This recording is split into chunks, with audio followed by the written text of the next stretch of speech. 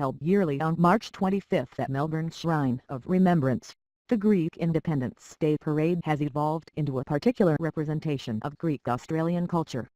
Dr. Andonis Piperaglou explains. Each year, Greek Melbournians gather to commemorate the Greek War of Independence, acknowledged for restoring democracy if only fleeting but to the place where the concept first originated. Priests bless the event and speeches are made by community representatives and consular officials. The repetitive beat of military drums and the waving of Australian flags alongside Greek flags are ever present.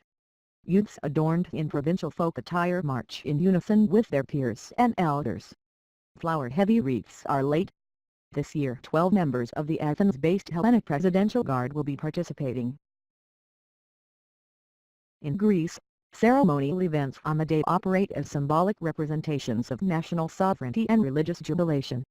The day is a double anniversary. It commemorates the start of the Greek Revolutionary War in 1821 and, exactly 9 months before Christmas, it is recognized as the Feast of the Annunciation, a moment when Mary was informed that she would be the mother of Jesus. While the day holds religious and national significance in Greece, in Australia the day has become a form of public spectacle. A multi-generation assortment of Australian, Cypriot, and Greek-born citizens come in their thousands.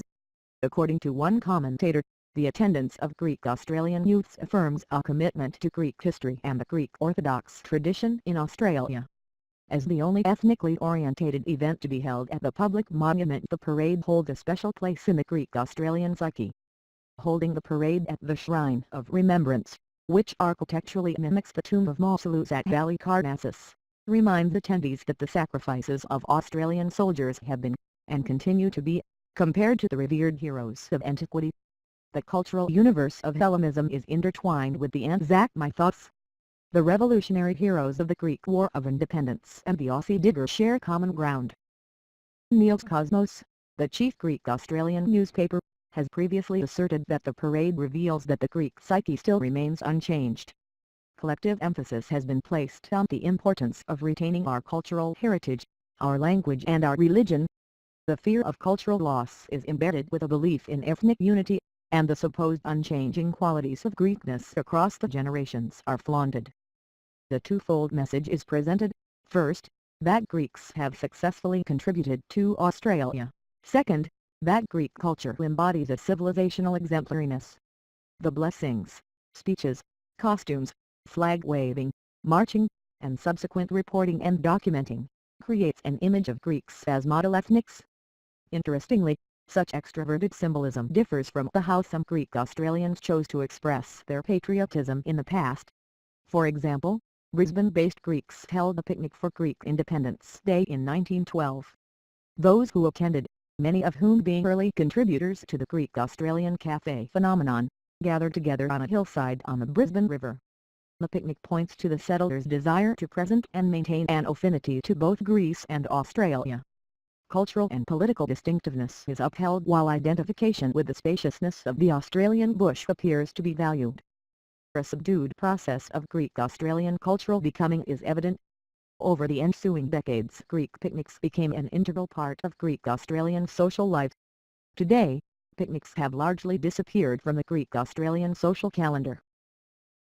Instead, as the well-orchestrated parade at the Shrine of Remembrance suggests, Greek diasporic nationalism is expressed more overtly.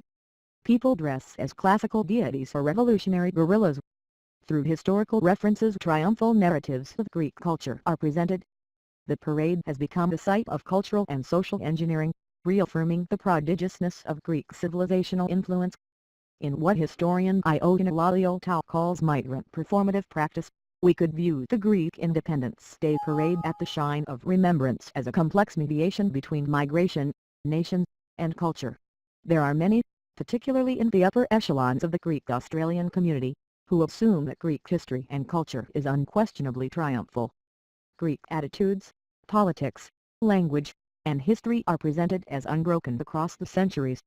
This is brought home to me on Greek Independence Day when representatives appear to ignore the multiple forms of Greek Australian culture.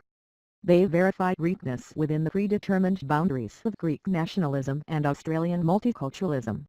This year, As the Hellenic Presidential Guard march alongside patriotic flag-waving Greek Australians, we should consider what is to be gained, or lost, by parading one's ethnicity for public consumption.